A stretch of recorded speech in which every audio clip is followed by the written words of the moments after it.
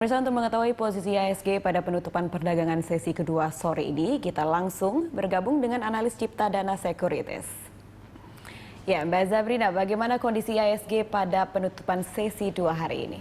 Ya, pada penutupan sesi 2 pada hari ini, IHSG kita berada pada teritori negatif, di mana sentimen negatif yang mempengaruhi pergerakan indeks diantaranya dari Bursa Asia sendiri, khususnya Tiongkok, baru saja juga merilis data mengenai data yang membuat khususnya data ekspor yang mengalami pelemahan sekitar 25,4% secara year on year, sehingga membuat IHSG kita hari ini juga ditutup di teritori negatif hingga meninggalkan level 4.800.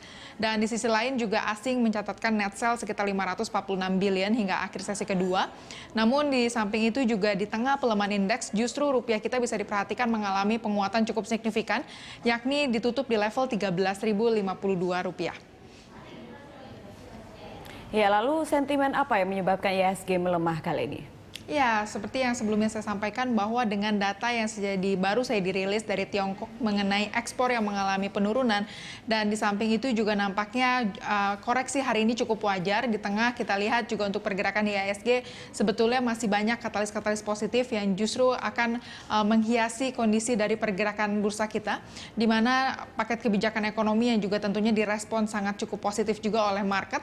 Namun di sisi lain untuk pergerakan hari ini juga investor global saat ini sedang wait and see menunggu adanya rapat ECB yang akan menggelontorkan stimulus, dan diekspektasikan stimulus tersebut tentunya juga akan memperbaiki untuk kondisi perekonomian ekonomi Eropa, dan kita lihat juga nampaknya sentimen tersebut juga tentunya sangat mempengaruhi pergerakan indeks pada hari ini.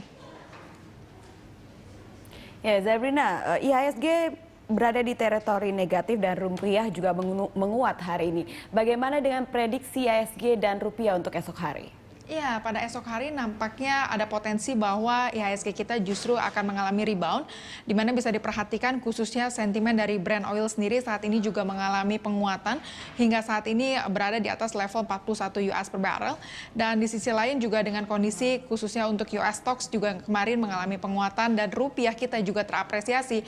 Nampaknya hari esok ada potensi justru investor akan mengakumulasi pembelian saham-saham big caps tentunya yang memiliki fundamental yang cukup baik. Bisa diperhatikan untuk pergerakan hari ini di tengah pelemahan indeks, khususnya beberapa saham yang juga justru menjadi laggard movers, baik itu HM Sampurna, Bank Rakyat Indonesia, dan juga Telkom.